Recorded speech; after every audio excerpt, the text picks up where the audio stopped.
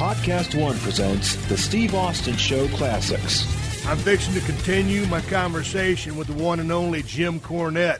You can follow Jim Cornette on Twitter at the Jim Cornette, and you can check out his website, jimcornette.com, and you can check out his podcast, The Jim Cornette Experience, on YouTube, or what's it called? What it was, I can't even remember the goddamn thing it was. Fuck it, don't worry about it. I'm going to be on his show, and when I am on his show, I'll give you the 411 then. Jim's going to drop that information in the interview. It's part 2 of the interview. Let's kick back and visit with one of my favorite managers of all time, Jim Cornette. I'm talking to Jim Cornette here on the Steve Austin Show. Thanks, everybody, for tuning in. Let's talk about Big Boss Man for a second. Big Bubba Rogers. Yes. When he made his debut on TV, what was that, NWA or WCW? Well, NWA in those days. It was the WCW program, but it was still Crockett Promotion. Yeah, but anyways, I mean, good. That was the good shit, man. That was my favorite program of pro wrestling. And boy, all of a sudden, this big sumbitch comes out, and he had those glasses on, the suit, and didn't say a whole lot. He's like, man, this is a big motherfucker. Who got him into business? Well, it depends. Big Bubba Rogers was entered into the business by Dusty Rhodes, but Ray Traylor was broken into the business by Ted Allen.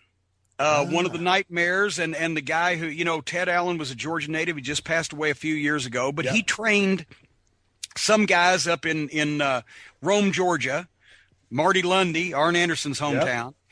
But basically, Ted would bring job guys to the Atlanta TV tapings on occasion, and one day he brought this big kid, Ray Traylor, who was 6'6" and 360 pounds, and had no tan, and didn't really have a great physique to him.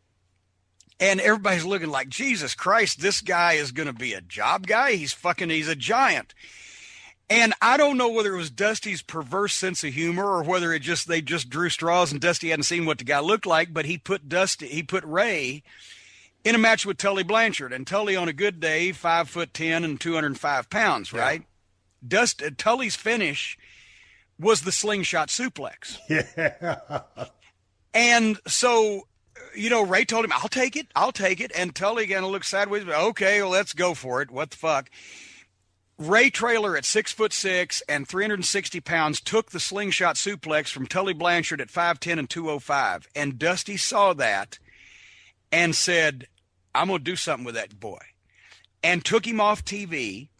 And the next day, he didn't have him on TV for 6 or 8 weeks. And he told me, he said, I'm getting you a bodyguard. And at the time, to be quite honest, I needed a bodyguard because we were having a lot of fan incidents and most of them were getting the better of me.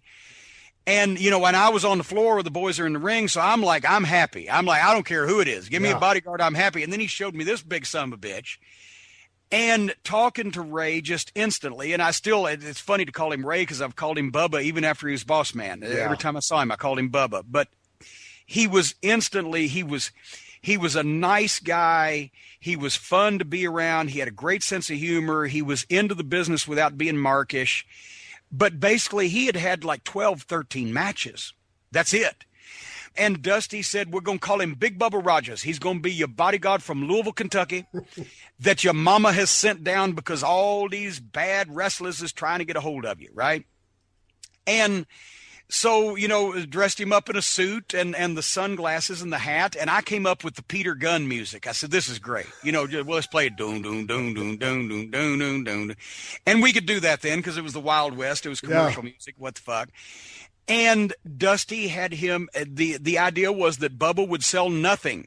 He was impervious to pain. He was unstoppable, and he was building up himself a main event opponent while getting heat on me in the midnight at the same time because having this huge giant bodyguard with us. So it ended up Bubba, he basically put him on television. He had him sell nothing.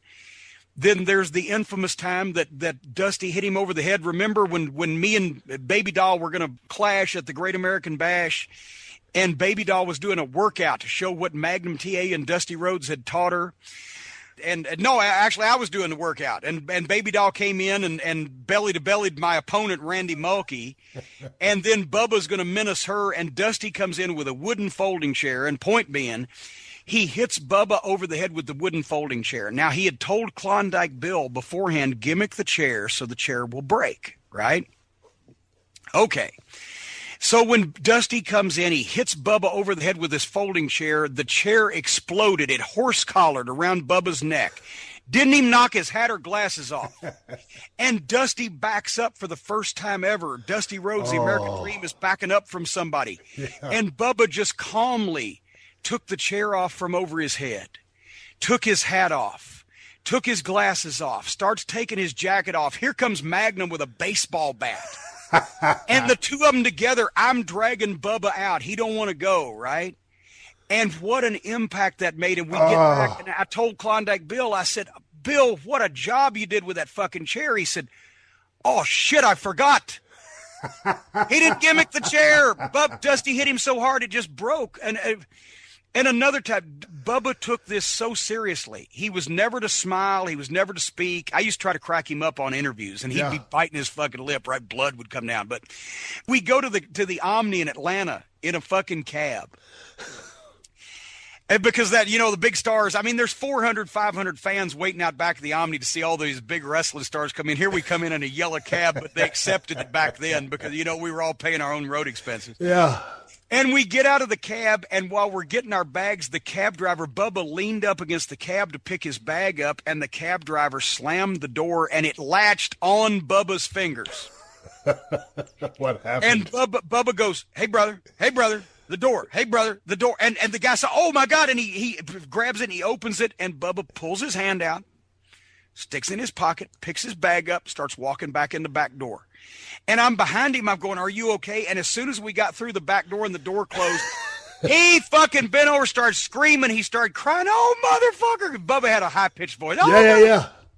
And I'm like, are you all right? He said, yeah, I think I'm okay. I said, fuck, why didn't you sell that? He said, I couldn't sell. The fans were watching. That's the kind of dedication he had. And it just, finally, the reason why he left and went and got his break as Big Boss Man, but the reason why he gave his notice was Starrcade 87.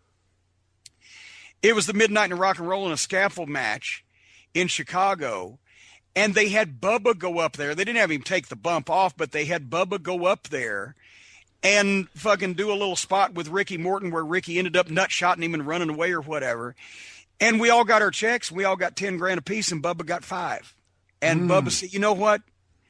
I fucking climbed that fucking thing too, and I could have fallen off just like everybody else, and they shorted me. And right about that time, Hogan was looking for big monster opponents, and somebody had made the call, and he told me, he said, I got to go. I said, yeah, you got to go, because you're going to work with fucking Hulk Hogan in the WWF, so you got to go. You got to go now. And he gave his notice, and he went up there and became the Big Boss Man and made a ton of fucking money. Man, that was a great gimmick, too. And I finally ended up getting to go to WWF. I turned into Stone Cold. And my two Ray Traylor stories were, one time, back in the day, we'd go to we'd spend a week in England, and then we'd go right to Germany, or Germany first, and then right to England.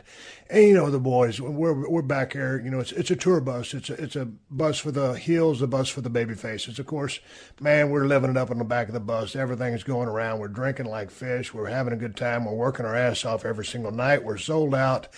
And I got a couple of shots. I'm working with Ray. And, of course, just like you said, everybody loved Big Boss Man, Ray Traylor, whatever you want to call him. And we were out there, we were working some town, whether it was England or Germany, I can't remember. And, Ray had a quick left hand. And, man, he hit me about 6 or 7 times with that motherfucker. And I was always very patient about potatoes in the ring because I worked snug myself. And after he hit me that final one, because he was kind of haggard from all the party, and I was kind of haggard. And Earl Hebner, my buddy, was the referee of that match. And he kind of looks at me. He's got that little smirk on his face. He knows it's about time to send one back. And so, after about that last one, I looked up at Earl, he looked at me, and I looked over at Ray, and I grabbed him by his arm. I threw him in the ropes. I said, watch your clothesline. So here comes big old Ray, about 6'6", running vertical, because he knows I'm going to hit him right there, a little bit below his Adam's apple so he can take that bump for me. But I called an audible. I hit that motherfucker flush vertical in the forehead with my forearm as hard as I could. And Big Ray went down like a shot. He went down to his knees, and on his knees, he's almost as tall as I am. And he looked up at me, and it was just like the cartoon you were talking about a while ago. You can see the little stars going around his head, and he had that little smile on his face, and he goes, okay. Point taken. He knew, he finally got his receipt, and he didn't touch me for the rest of the tour. But I absolutely love that guy. And we were going to work an angle one time. We were working a pay-per-view. We're in St. Louis at the Kill Center, Kill Arena, whatever the fuck it's called. I can't remember who I was working with. But during the finish, Ray was supposed to run down and hit me in the head with a chair shot and cause me to lose the match. Well, we get to that point in the match. Ray Traylor don't show up. This is a pay-per-view. Ray Traylor don't show up to hit me with the chair. So they call an audible a gorilla. And that was back when Jerry Briscoe used to work back there in the gorilla. So they sent Jerry down to hit me with a chair shot to just so somebody could hit Stone Cold with a chair and end the fucking match. And so, of course, Briscoe, that's a badass wrestler. Everybody knows the Briscoes are bad, but they're not used to working with chairs. So it hits me with kind of a lame chair shot. And I go down for the count, 1, 2, 3, because that was, what was supposed to do. And so, man, I'm laying there in the goddamn, middle of the ring. It was a kind of shitty chair shot. And I absolutely love Jerry Briscoe.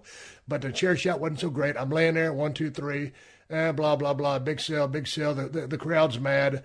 I got fucked. So finally it's time for me to get up and make my way to the back of the arena and, go take a shower. And all of a sudden, there's Ray.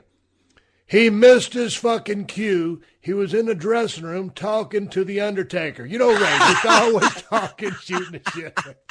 And I love Ray Traylor to death, God rest his soul, but I cussed that motherfucker up and down and just lit into his ass. But he was a sweetheart of a guy, but was he for shoot a real prison guard back in the day? What? Yeah, that's the thing. That's how they got the gimmick. They didn't have to, once again, all great gimmicks are an extension of the personality. Before he trained and while he just had gotten in the business, before he quit to be a full-time wrestler, he was a prison guard at the Cobb County Correctional Institute. And that's how he, as a matter of fact, he used to, when he would stop the fans from getting to me, he would say, well, it's our prison guard training because we contain people so they're not a danger to themselves or others. And I said, well, you contain all these motherfuckers you want to and trying to kill me, and that's fine with me. But yeah, he worked. And as a matter of fact, when he worked for me in Smoky Mountain, he did a few shots as the boss man coming in to be a special, ringside enforcer referee. I actually went down to his house and we went over to Cobb County because he still had friends there and shot his promos in the prison. But he was completely legitimate. There wasn't any bullshit about that at all. But he was just a big corn-fed, raw-boned son of a bitch. Did he have a sporting background? Because he was so quick and agile and strong. I think he might have played a little high school football down there, but no outstanding sporting background to speak of. But he was light on his feet. He was just a natural. He's one of those guys. When you get him next to him, that's a big human being. The first angle he did with Dusty was at the 86 Bash in Charlotte. We were at Memorial Stadium, and it was the cage match. And after the cage match was over with, some way or another, Dusty was going to come through the door, but we were going to trap Magnum and Baby Doll inside the cage, and Bubba was going to get a hold of him. And Bubba had Dusty on his knees at ringside, and this was for TV. And if you can hear this is what it sounded like, because Bubba literally had only had 12, 13 matches at this point. Every time he punched Dusty on the head, it sounded like that. They looked like shit, and they hurt. And you could see a bump coming up, and Dusty would go, oh, oh, oh, oh. And we almost felt sorry for him. Yeah.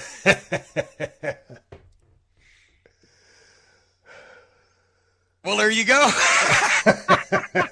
Hey, man, you brought up a name a while ago, a few minutes ago in a conversation, the Mulkey brothers. Tell me about the Mulkey brothers. Randy and, was it Bill? And Randy and Bill Mulkey. Randy and Bill Mulkey. Dude, give me some background on these guys. Well, Atlanta TV was noted in those days in the early and mid 80s for having some of the worst job guys in the history of wrestling. Some of them that could work but looked like shit. Some of them that couldn't work and looked like shit. Mike Jackson would bring some guys over from Alabama, but Mike was a good worker, but most of the guys that he brought with him weren't. And there was some local guys from South Carolina and Georgia, and et cetera, but a few of them, attained legendary status. And George South, who was an excellent worker from Charlotte and still works to this day and did not fit in the category of bad job guy. He was the guy that was so good. Flair always wanted to have a great match with him, and they'd get mad at Flair for doing so much with George South because he was only a job guy. But he was a great worker. But Randy and Bill Mulkey were from Anderson, South Carolina. And Randy, I believe, was the first one in the business, and he was the more physically impressive of the brothers at like 5'10" and 200 pounds maybe, and didn't have a muscle that showed. And his brother Bill was a couple inches taller and about 20 or 25 pounds lighter. And as I said about him one time on commentary, if he'd have got a sunburn, he'd look like a thermometer. They were fishy white pale. They had bleached blonde hair. They had no physique. But they took the god-awfulest bumps that anybody had ever seen. I mean, when you threw Randy Mulkey out of the ring, he didn't grab any ropes. He didn't touch anything. He just launched himself through the ropes and landed on the concrete. And it's so hard. In a heap. In a heap. You could feel it in your feet when he landed on the concrete floor. And Bill would take an ass whipping, and he'd look like, he went to give blood and forgot to say when. I mean, he was so emaciated. And these two unlikely looking fuckers, because of, as Dennis Condrey used to say, they took a classic ass whipping. They started to get a following among the people in the studio who started cheering for them. And so then, because they were great guys and they were willing to do anything, they'd take any move, they'd do anything for you. At the time, this was 1986. Hulkamania was big, right? So I went over one day as a joke, and on commentary I said, look at that, as the Midnight Express beating him up. I said, Mulkey Mania is running wild. The next week, it was sort of like, I remember something like this after somebody said Austin 316 says, I just whooped your ass, and the next day on Raw, the arena was full of Austin 316 signs. Yeah. Organically, the next week on Atlanta TV, they brought signs that said Mulkey Mania. And they started chanting for him, and it started catching on. And so then Dusty put them in the Crockett Cup tournament that year, the tag team tournament. And they actually the worst thing that ever happened was they won a match. When they won a match on TV, it kind of hurt them because the people, but they were at stores in Anderson. They were going around making their own T-shirts, Mulkey Mania, and putting them in stores and selling them. So the climactic point of this was like in early 1987. We were the U.S. Tag Team Champions, and they had me come out and they say, we're not going to defend against the Rock and Roll because we've already beat them. We're not going to defend against somebody. We've already beat this team and that team and the other team. And Jim Crockett comes out and says, well, I've got a team you haven't wrestled, and you're going to defend against them, the Mulkey brothers. Okay, and it's going to be in Anderson, South Carolina. No, their hometown. So Dusty, just as a rib, and just because it was fun, the Anderson Rec Center seated about fucking maybe, I don't know, 1,000 people, 1,200 people, whatever, in this old rec center building. But he had us promoting a U.S. tag title match against the Mulkey brothers in Anderson, South Carolina, at this little building when we're running the Baltimore Civic Center and the Philadelphia Civic Center and the Omni in Atlanta, all these big buildings. But we're talking about this thing on Atlanta TV for 6 weeks. We get to that building that night. I've never seen a building so full, and I know that wrestlers' exaggeration, right? It's sold out. We always had a riot, et cetera, but literally everybody in Anderson that could get there, and 3/4 of them were related to the Mulkeys. They did a $17,000 house when tickets were, like $8 and $10 at that point in time, and it was jam packed. And they say, "Okay, fuck them." What, they're the whole goddamn family, the whole town. They'll kill us. They'll lynch us. They'll drag us out in front of the building and lynch us. So we had a 20-minute match with them and put them over as much as possible, and then got the heat on Bill Mulkey, and the boys kept calling, come back. And he was so blowed up, the first 3 rows of ringside were passing out of oxygen deprivation. Because Bill Mulkey was sucking so much air. They had never had a match this long, right? Yeah. And finally, the simplest fuck we could think of was, I think it was Bill shot Bobby Eaton in the corner, and Stan Lane, he was Bobby's partner at the time, hooked his tights. So when Bill tried for the monkey flip, he fell backwards on his head, and Bobby scooped his legs and pinned him 1, 2, 3. As soon as the 1, 2, 3 happened, we had put our bags at the back door, which we did often in those days, just for such an occasion. Yep. And immediately the boys rolled out and we ran back before anybody knew the match was over. We ran back, grabbed our bags and jumped in the car. And as we're peeling around the front of the building, we see the fans coming out. It looked like the villagers in Bavaria after the Frankenstein monster. They were carrying pitchforks and torches. We were already gone. We wouldn't have lived if we'd have stayed in that building. So they got mad. Oh my God. The hometown had been maligned there. So that was one of the most dangerous situations we were ever in, was against the Mulkey brothers in Anderson, South Carolina. That's back in the good old days when you could get some real heat. Right now, Jim, I'm looking at the Midnight Express and Jim Cornette, the 25th anniversary scrapbook by yourself with Tim Ash that you sent my way. I'm on page 121 of this illustrious piece of history. And there's a picture of you abusing Earl Hebner.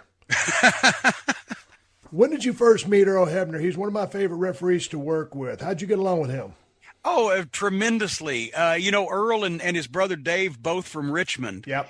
And so when we went to work for Crockett, Tommy Young was the senior referee at the time. Love Tommy Young. Tommy Young was the greatest referee of all time. Yep. And that's not to downplay Earl or anybody else, but Yep. he just, he had it. But Dave had just at that time, I believe, or was right about that time, had done the twin referee thing, had left and gone to work for Vince to do the twin referee thing. No, and I'm sorry, Dave was still refereeing at the time, but Earl was refereeing more. But then that's when Earl left to go to, because Dave had already gone up there, and then Earl left to work. But anyway, I digress. I'm blathering. Earl was great. Earl, refereed a lot of especially the northern towns, Philly and Baltimore and Richmond and et cetera.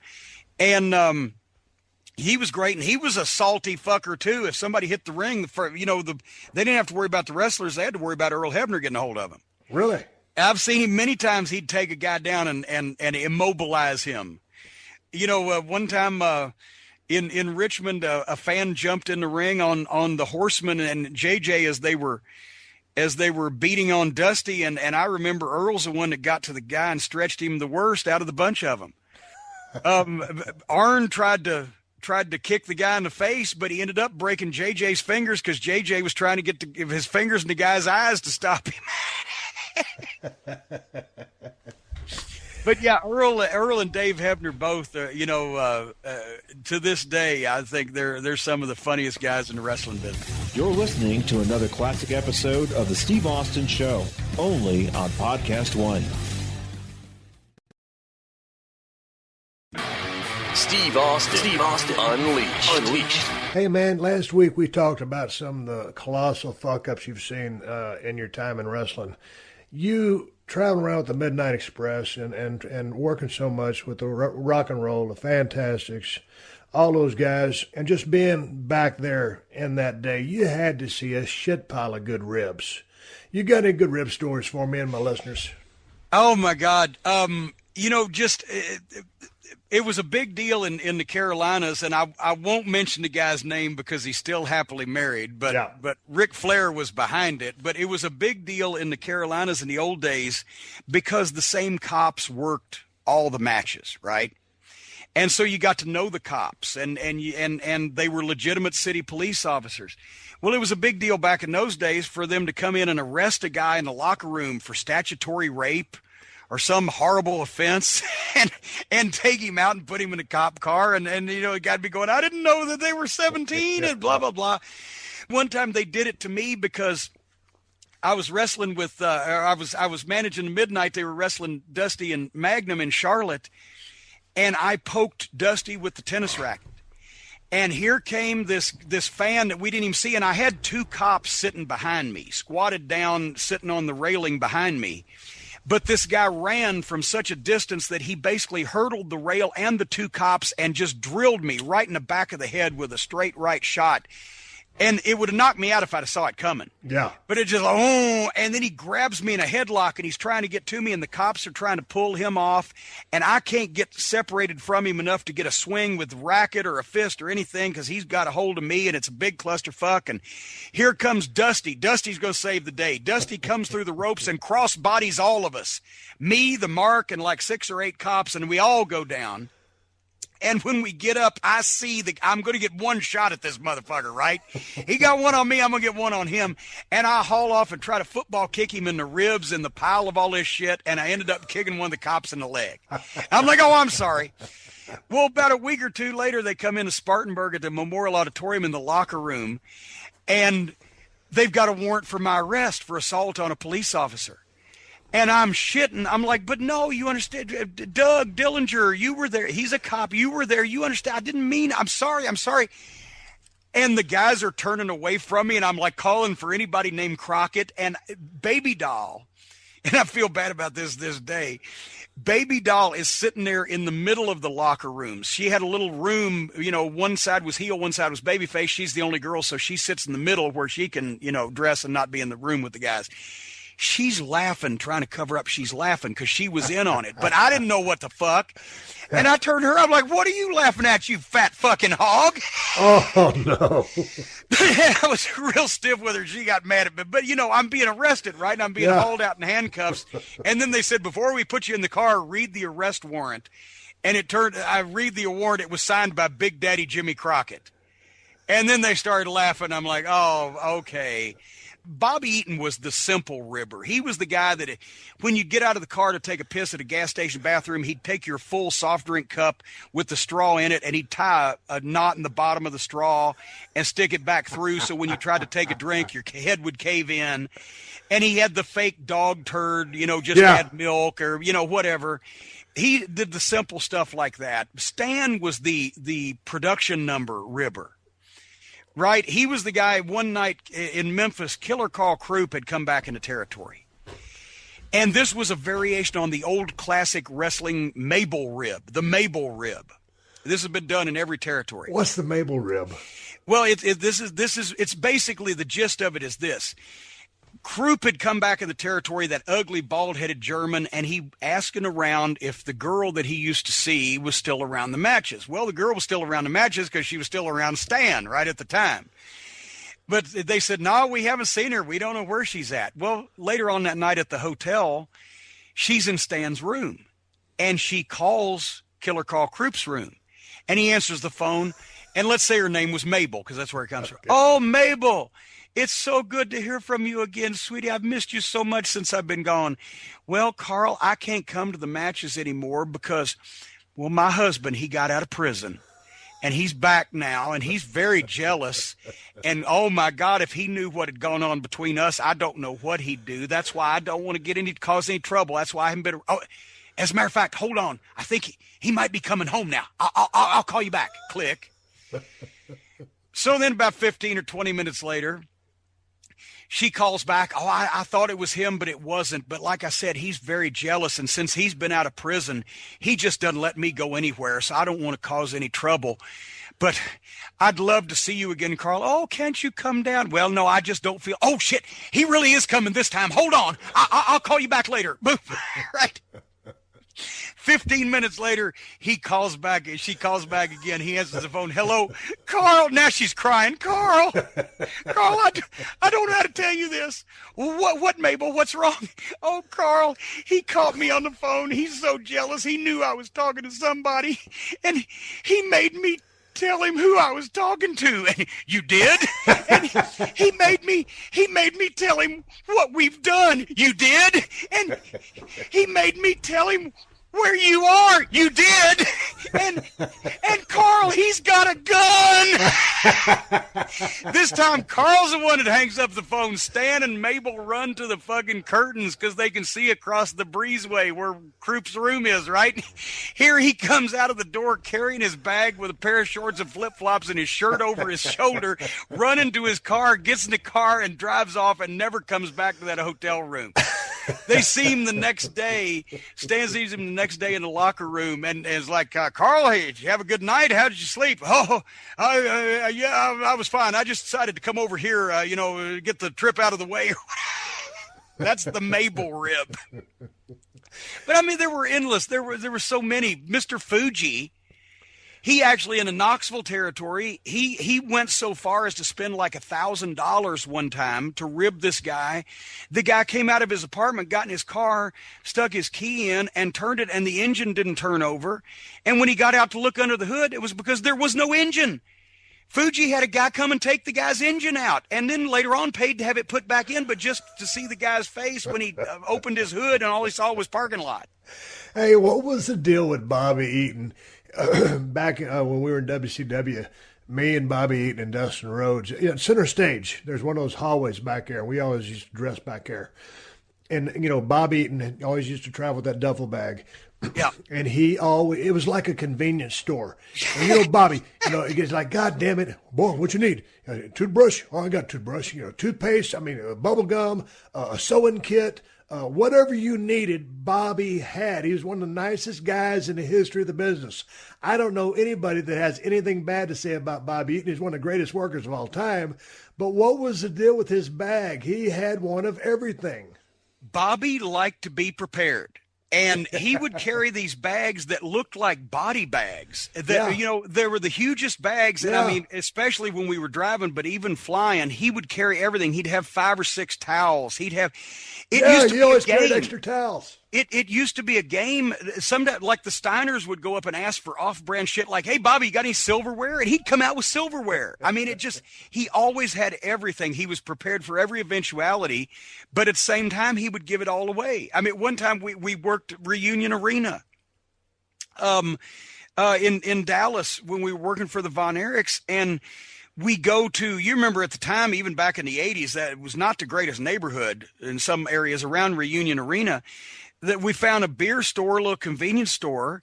And, Bobby's going to go in and get his usual thing was Miller. Dennis might get some beer, might get some meat sticks. I'd get, my daggum, gas station sandwich and a Pepsi or whatever at that point.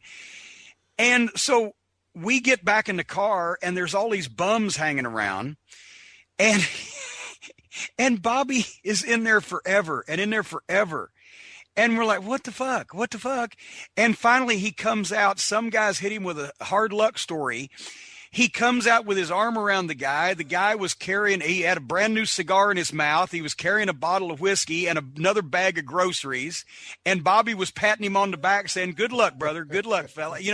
And of course, then Bobby gets in the car and the bum turned and started walking down the side of the convenience store, and he was instantly mugged, 15 feet away by all these other bums around to get all his shit. But Bobby could not buy somebody something or give somebody something or just, help somebody out. Hey, man, you manage, singles wrestlers, tag teams. To me, you and the Midnight Express, that's just the first thing that comes to my mind when I think of Midnight or you. But speaking about tag teams, as you've been around so many of them, taking Midnight Express out of the equation, who are some of your favorite tag teams that you either enjoyed working with or just watching as a pure fan? Oh, God, well, working with, obviously, the Rock and Roll, obviously I the love Fantastics. the Rock and Roll Express. I love the Fantastics, too.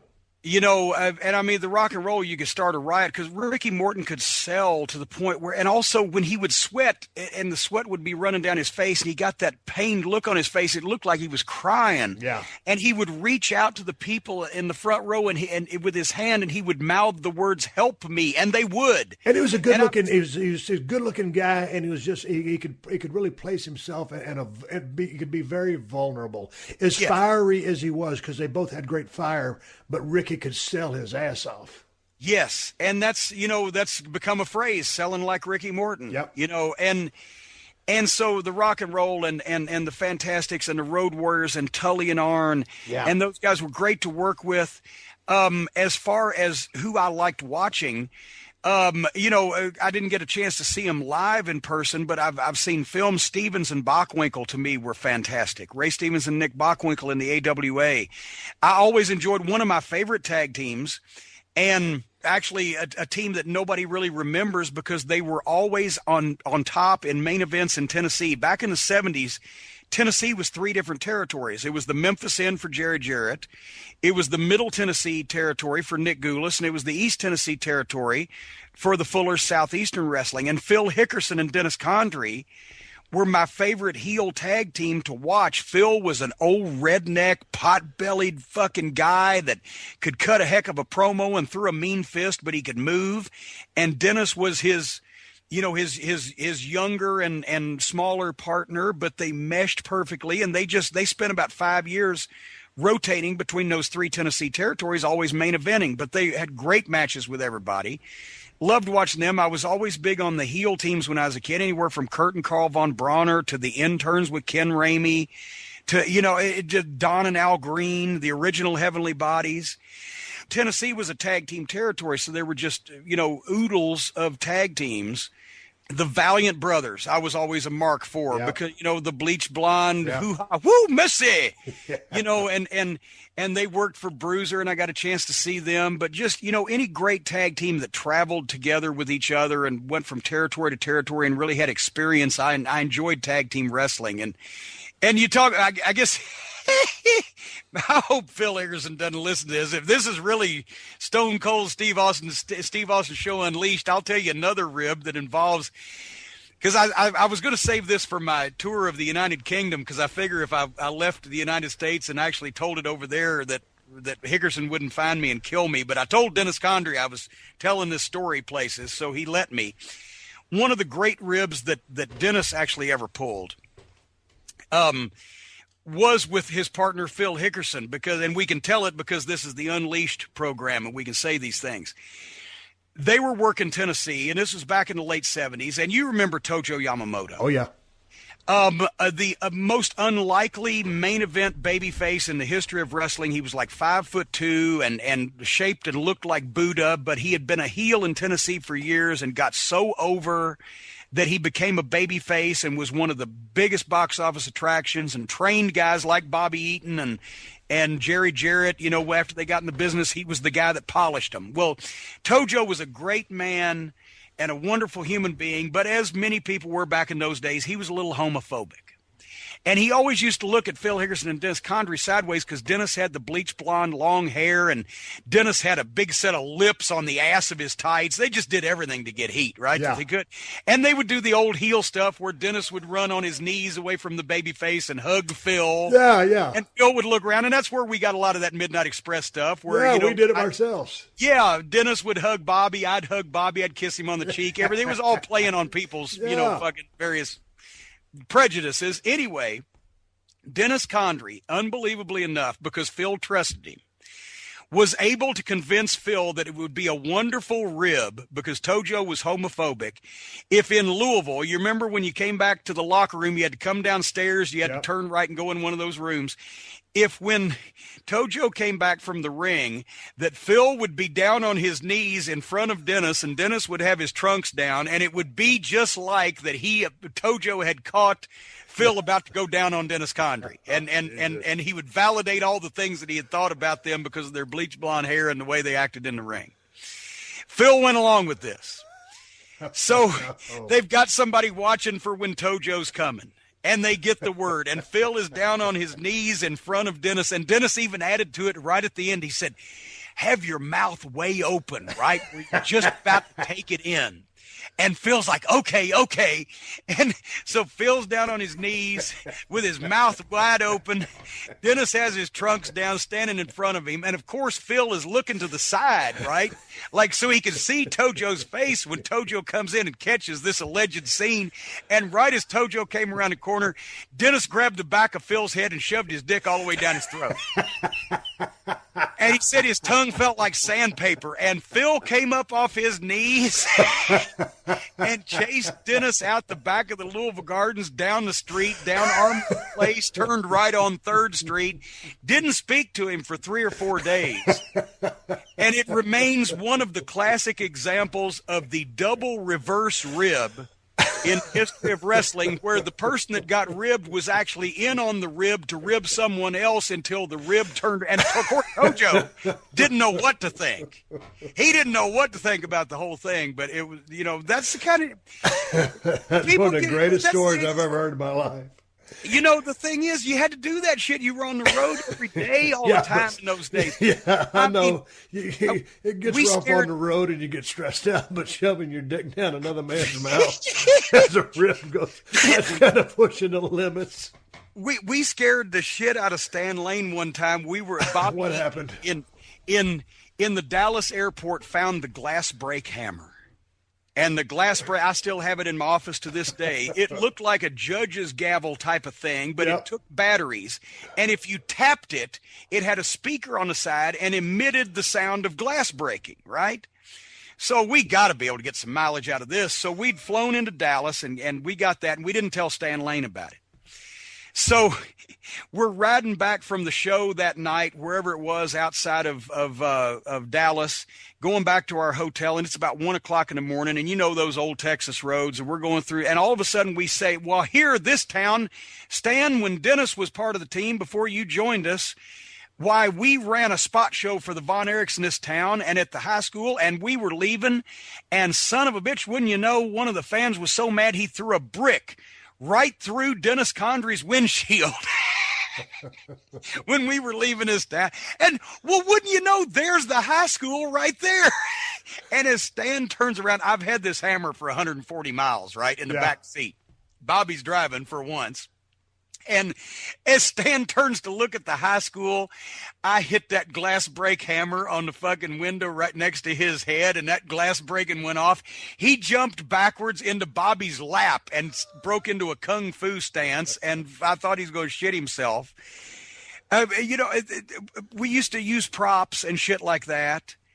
And it broke up the monotony. You had to do something, but it wasn't like Bad Ribs where we like destroyed people's property. No, like that's yeah, that's the kind of. I never was big into the ribs. I certainly didn't like getting ribbed, and I didn't really rib anybody, but I certainly enjoyed watching ribs. But the guys that ribbed with malicious intent, that wasn't what it was about. It was about making the guys laugh and entertaining each other. I had a quick Tojo story. I just, I'd been in Dallas for like 2 months. They were beating the shit out of me on Friday nights and Saturday mornings in the Sportatorium. And then I was working full-time on the freight dock, and that's when I asked Jerry Jarrett, hey, when can I start working full-time? And he says, hell, Steve, I think you're ready now. I wasn't, but he said, I think you're ready now, so you're not going to argue with the promoter, right? So a couple weeks later, there I am driving to Mid-South Coliseum. And one of the guys, when I broke in, I was broke in as a babyface. And one of the guys that would come in from Tennessee, they would let all the heels get heat on me. Here I was, a young, good-looking cat with long blonde hair. One of the heels that used to kick the shit out of me on occasion was one P.Y. Chuhai, which is Phil Hickerson you spoke of in the rib. But going back to Tojo, I remember Tojo watched a few of my matches. And he goes, come here. And, like you said, Tojo, big as a minute. And he says... He goes, you need to learn how to sell. And, I'm the young guy, jacked up, 2 months in the business, don't know where to shit or wind my watch, still, trying to be a tough guy in the ring and not wanting to be vulnerable, the exact opposite of what you want to be as a babyface. So, Tojo said, grab my ear. And I said, what? He said, just grab my ear. And he showed me, he grabbed my earlobe. So I reached out and I just barely grabbed Tojo's earlobe. And he just put his hands up to his head, and he, made that face like I just almost killed him. That's how bad me touching his earlobe. And he goes, that's sell. And that's when a fucking light bulb went off in my head, and I was like, oh, I get it. You know what I'm saying?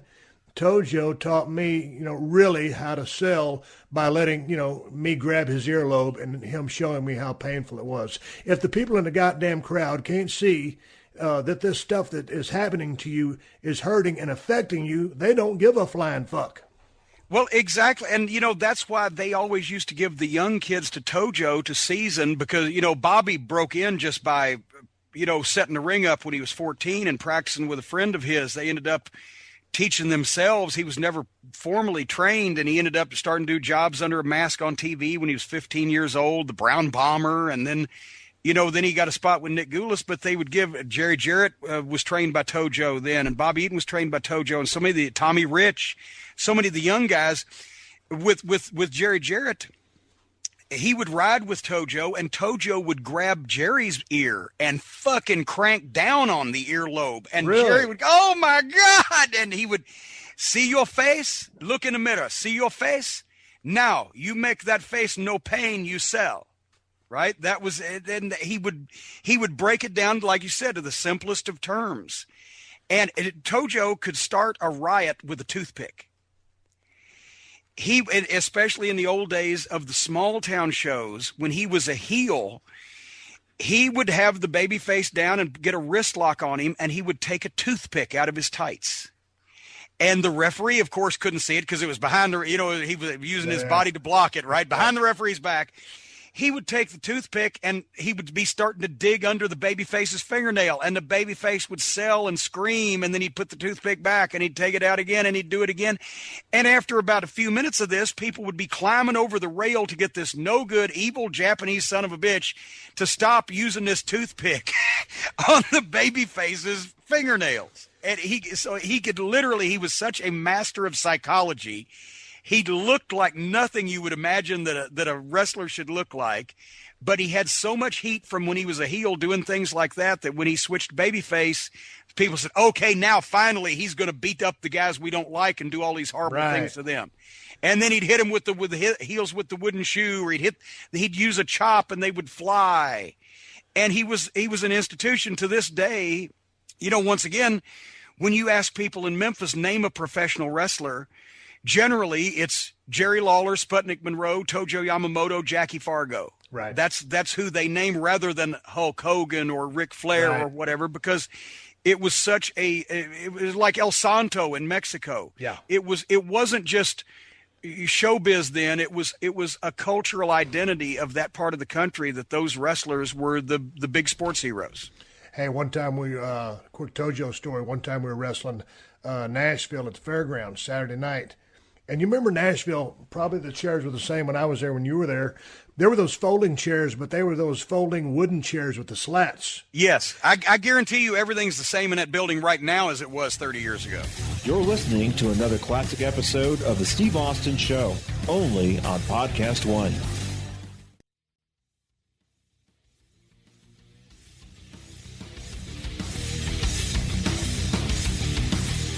We were working a goddamn tag match. I can't remember who all was in the match, but I just remember Tojo was ringside, and it was back when, he's 5'2", 5'3", whatever you said, 140 pounds at the most, and he carried that briefcase. And Tojo obviously was a veteran. He always, kept his head on a swivel, but this time he did not. And he had so much heat. There was this old lady, I guarantee you, Jim, she had to have been damn near 90 years old. And you know how those old people love their fucking wrestling. And this was back when wrestling was still real, quote unquote. You know what I'm saying? And Tojo wasn't watching what was going on. I was there on the ringside, and all of a sudden I look up. Next thing I know, that old lady had gotten up, picked up her chair, folded it, and hit Tojo just like you hit a nail with a hammer, just hit directly down on the top of his skull. And damn near knocked poor Tojo out. And you could see the goddamn stars kind of flying over his head. And, he maintained his composure. And the security guard, whatever it was, got the chair from the old lady. They basically just sat her down, didn't remove her because she was 90 years old. But that lady knocked the flying fuck out of Tojo. It was the damnedest thing I'd ever seen. That's what I miss so much, I guess, about the business is people taking it seriously. Well, because the atmosphere was so different. But the people within the promotion have to take the storyline seriously to begin with. Yeah. And that's where it starts. But yeah, man, I mean, god dang, when I watch something, I want to believe what I'm seeing, but what I'm being presented has to be, perceived as real or presented as real. You and I were talking the other day, yesterday. Goddamn, we fucked off 2 hours of because of my technology problems of a podcast, and we keep calling each other. And as soon as we start talking, we can't stop talking. But you and I were talking about UFC the other day because you left me a message that you were watching the pay-per-view. I was watching the same one too because I'm a big fan as well. And we were talking about UFC does a lot of things these days better than pro wrestling, when pro wrestling is basically what the UFC is doing now, but it was the fucking work. Yeah. The right now the most successful pro wrestling promotion in the world is the UFC because they hype the fights the same. The whole concept is basically, it's so simple.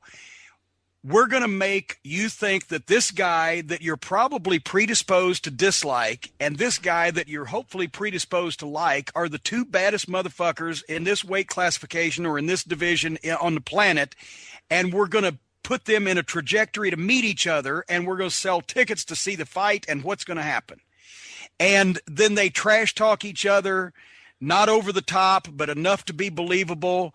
There's a grudge, there's an issue, they hype their fight, and they have their fight. And the fact that it happens to be real is the only difference between that and old-time pro wrestling. And, you saw it in the reactions of the crowds. In the arenas, you see it. That Mark Hunt and Bigfoot Silva fight was a double juice Memphis main event brawl, and the people were throwing the babies in the air, just like it was Jerry Lawler and Terry Funk. And, literally, I've seen insane things. In Louisville one night, literally a woman went into labor, and the EMTs had her on a stretcher, and she would not leave to go to the hospital until she found out who won the main event between Jerry Lawler and Bill Dundee. Christine Jarrett had to talk her into letting them take her to the hospital. And another time, a guy that had escaped from the city jail, actually went to the wrestling matches and got so wrapped up in what was going on that he hit the fucking ring, and they caught him. If you've escaped from jail, chances are you want to stay as far away from the cops as possible. Yeah. But in this case, he got so wrapped up on what was happening, he hit the ring to help the babyface out, and the cops grabbed him, took him back to jail. You think the business will ever change? You think it's too far to the side that it is? And I'm not going to be derogatory because I'm still a part of the company. I still love wrestling, but okay, I'll speak. I think if you start taking yourself and your storyline seriously and weed out a little bit of the comedy, people will start taking the product seriously again. I think that, as Dutch Mantell, who we've both learned a lot from, yes, has said, you can't put the toothpaste back in the tube. Right.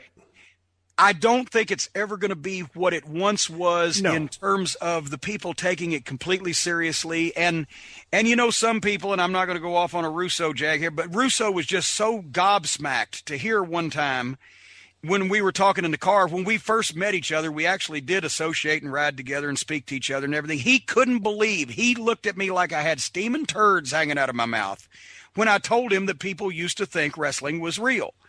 Because he grew up in New York and it's the center of the universe and everybody's the smartest people in the world there is what he thought. And that, oh no, I said, just because people in your backyard didn't take it seriously doesn't mean people anywhere else didn't take it seriously. But he couldn't look at it from that standpoint. He could never approach it from that philosophy. And so while, no, it's never going to draw 10,000 people a week, 52 weeks a year in the same town anymore, and nobody's ever going to take it as seriously as it once was, that doesn't mean you can't try. That doesn't mean that you still can't, because there was a time, and let's face it, when the internet came around, you and The Rock did what generated $50 million in one night in 2001 at WrestleMania 17. I was there. I saw it. I thought the fucking thing was great. And there was a Houston Astrodome full of people, watching it. And the internet had already come around and a lot of shit had already been exposed, but there wasn't any hokey hoo-ha in y'all's buildup. Right. So you can try and you can make the effort and you can... as we've talked about before, and it may have been on the lost episode that, one of these days will be out there floating around in the ether that we did. But Terry Funk always said, and I brought this up to you on a phone call we had also, because you and Bret Hart at WrestleMania in Chicago in 97 reminded me of this. Terry Funk always said, I can't make them believe that wrestling is real, but I can make them believe I'm real. Right. People naturally want to, if they enjoy something, they want to believe in it. If they don't like something, they look for every reason they can to take the piss out of it. Right. But if they like something, they want to believe in it. And so even if they don't believe in wrestling, they can believe in personalities. And if anybody's given the opportunity to play it straight, if anybody's given the opportunity to present themselves as legitimate, and then if they have the talent to do so, yes, there'll always be drawing cards, but sometimes, unfortunately, it's this guy sells tickets in spite of his push rather than because of his push. Right. And that's the sad thing. It is. It is. Again, going back to the Dutch mentality thing, you can't put the toothpaste back in the toothpaste container, but you know, it is what it is. Man, I'm just a fan of serious wrestling. The product in the ring is about championship gold and real emotions and winning and losing and all the other horseshit stuff that you can throw in to make a great storyline. But hey, man, while ago, before we wrap this up, you mentioned you were fixing to go on a trip to the UK. I am, and everybody that knows me is gobsmacked over that, bumfuzzled even. Let's talk about that. So what's going on? What's the tour? How long? Where will you be? Well, you know, the reason I have never appeared in 30-something years in wrestling, I have never appeared outside the continental United States and Canada, because everybody knows that I shake like crazy when I'm on a plane. I'm claustrophobic. I'm a free perspirer. I'm a control freak. I'm afraid of heights. You know, the whole thing, being in a metal tube going 500 miles an hour, 5 miles over the ocean, you know, for hours at a time is not my idea of fun. But having said that, my wife loves England and has always wanted me to take her there. So that plays a part in it. But Alex Shane, who does Wrestle Talk TV, and a guy named James Dixon, who's written a number of books and wrestled over there, they contacted me over the summer and we started talking. And besides a generous financial offer, I got started thinking, you know, I haven't been on a plane in 10 years now. And how shitty must my luck be if I take 2 plane flights and something happens on one of them after I haven't been on a plane in 10 years? Maybe I deserve it. And so we put the tour together, and we're going to start off February 17th in Glasgow, Scotland. And we're going to do Manchester and Birmingham and London at the Leicester Square Theatre, and then up in Cardiff, Wales. It's going to be one-man shows, sort of like Mick Foley says. I don't want to call it stand-up. I don't know if it's Q&A. It's me doing what we do, what we're doing here. Right. Answering questions, talking to people, meet and greets. It's like it's going to be the Bruce Springsteen of Q&As, because I will not leave the stage until I'm covered with sweat and everybody's physically spent. It's a once-in-a-lifetime opportunity. I'm also going to do a couple of VIP dinners and a couple of wrestling school seminars. I'm going to be over there for a couple of weeks. We're going to get some vacation in also, and I'm really looking forward to it. It's something I've never done. I want to visit some of these places. It's the Jim Cornette Experience Live, but we're calling it, for all you Sex Pistols fans out there, a corny in the UK. And you can go to jimcornettelive.co.uk for tickets and information, or if that's too much to remember, just go to jimcornette.com and click on events and appearances on the UK tour, and it'll take you right there where you can buy tickets for the meet and greets. We're going to have merchandise available.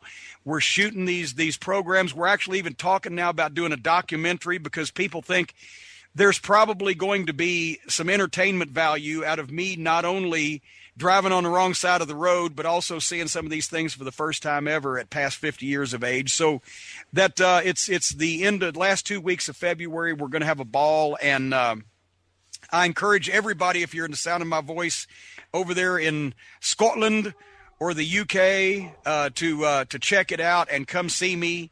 Come up and see me sometime. I promise you won't be disappointed. We're going to bullshit to the end of bullshit. So how long can the shows last? You got to have kind of a set time to get in and out of the building. We do. They're actually making me take an intermission, because the buildings want to sell, you know, concessions. I'm like, once I get cranked up, but we're going to take a break in between. But we're looking at 2 to 3 hour deals by the time, plus, you know, meet and greet either before or afterwards by the time that everything gets started and gets finished. And you know, it's. I promise everybody they're going to get their money's worth, because it's not like that I've, you know, been there often in the past, and it's not like I'm going to go on a regular basis in the future. So, and you know, and you know me, I'm there to do what I need to do until everybody's happy and smiling. That's the only way to do it. Especially if they're spending money, they need to get something out of it. And plus, think of all the pussy I'm going to get for taking my wife to England for Valentine's Day. Because, you know, thing is, she'll cut you off in a heartbeat. I mean, I know a few guys she's cut out completely. So it's But Thank you. One and only Jim Cornette. Hey, right here in my hands. Let's keep doing a couple more plugs before we ride off into the sunset. You sent me 2 books. I've been looking through them. I'm looking through Rags, Papers, and Pens. It's the merchandising of Memphis wrestling by Jim Cornette and Mark James.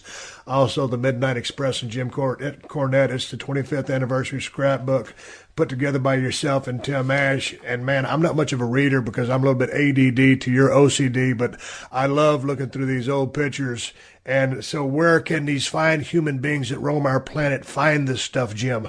You can go to jimcornette.com, and both those fine publications are available. Rags, Paper, and Pens is not only the history of the merchandising of Memphis wrestling and tells the firsthand story of how I got involved in professional wrestling as a photographer, but we reprinted programs and pictures back to the 50s all the way through the glory period of the 80s, and stuff that hadn't been seen in a long time, and how that the top wrestlers in the glory days of Memphis wrestling were making house buying money off those little $1 and $3 pictures that we sold at the merchandise table every week at the matches. And Rags, Paper, and Pens, the title comes from Sputnik Monroe, because he always used to say, there go the baby faces selling their rags, paper, and pens out there. And it stuck. And then the Midnight 25th Anniversary Scrapbook is basically a rock and roll tour book and a wrestling souvenir fan book with the date and the place and the result and the opponent and the gate and the notes on every match the Midnight Express and I had as a team for our 7-year period, plus a lot of color, paycheck stubs, memos, behind the scenes stuff that you didn't get a chance to see in those days. It's a unique look at a unique tag team, and I did it for our 25th anniversary. Actually, this year, we just passed our 30th anniversary. We had the first Midnight Express match in November of 1983. I still have a few left. They're going fast, but you can get them at jimcornette.com, and I appreciate the plug, Mr. Austin. Well, you know what? We're just coming up shy of the 2-hour mark. It's time to ride off into the sunset. And hey, the Jim Cornette Experience, your podcast. If you ever need an old wrestler with a bald head and a goatee, give me a yell. I'll come on your show sometime, plug some of my shit. Well, funny enough, imagine that you mentioned that. I wasn't going to hit you with it out in public here while we had a good string goddamn, going. I don't give a flying fuck. This is Unleashed, goddammit. Well, in that case, if you're willing to do it, just folks, if you keep watching at the Jim Cornette on Twitter or jimcornette.com or MLW.com for MLW Radio, the Jim Cornette Experience, you will probably in the next few weeks be seeing that old broken down bald-headed wrestler coming back out of the sunset and joining me on the Jim Cornette Experience, where I get to turn tables and ask you a bunch of shit. Hey, that sounds great to me. And whenever you're ready, you just let me know, and we'll do it. We're going to be booking it soon. Trust me. All right, Jim, I appreciate you doing the show 2 weeks in a row. We got it all locked down. All your levels have been good. This is a successful endeavor. We're going to, we don't sell anything. We say, I got some T-shirts now coming down the road. This fucking podcast for free. This motherfucker's for the working man and the working woman, which you and I both are as well. You got to work for everything you get in life. Jim Cornette, it's been a pleasure talking to you. One of my favorite managers of all time. The Midnight Express is one of my favorite tag teams of all time. All the stuff with the rock and roll, the Fantastics, and the stuff that you were talking about, the stories. I enjoyed all of our conversations. I enjoyed the last podcast that will never air because we only decided the conversation, but I think I enjoyed this one more. So I think, Austin Cornette 2 was a success. We'll do Austin Cornette 3 on your show. Hey, we could go as long as Bobo Brazil and the Sheik. I think they hit 37 years. So the longest running program in wrestling. Thank you, Steve, very much. I appreciate it. Thank you for joining us for another classic episode of The Steve Austin Show. Please leave a rating and review on Apple Podcasts and tell your friends. For more Steve Austin Show, go to PodcastOne.com. That's PodcastOne.com.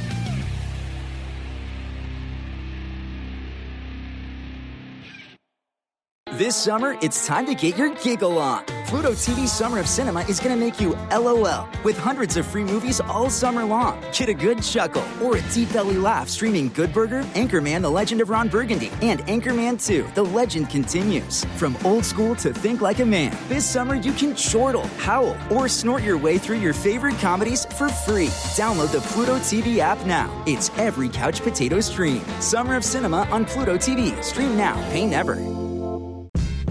Yeah. What's good? I'm Brian Greenberg. I'm Victor Rasuk. Check out our new podcast, We Almost Made It. You guys might remember us from HBO's How to Make It in America. And guess what? We're going to have actors, athletes, fashion designers, comedians, friends. We're going to talk hustle, grind, anyone who had a dream and people thought they were crazy, but they chased it anyway. We want to talk about it. We also want to hear from you. So go follow, rate, and review We Almost Made It at Apple Podcasts, Spotify, or wherever you get your podcast. Go ahead and do it. Do it. Do it now.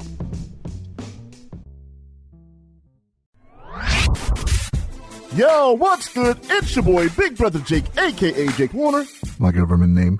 Check it out. I host a show called the Big Brother Jake Podcast, and I've taken my talents to the biggest and baddest platform on the planet. That's right, baby, PodcastOne. My show is unique as I talk about everything. Life, sports, entertainment, being a single dad juggling several jobs. I'm a hot mess, but it's damn entertaining. Subscribe and review now on Apple Podcasts and listen on PodcastOne or wherever you get your podcasts.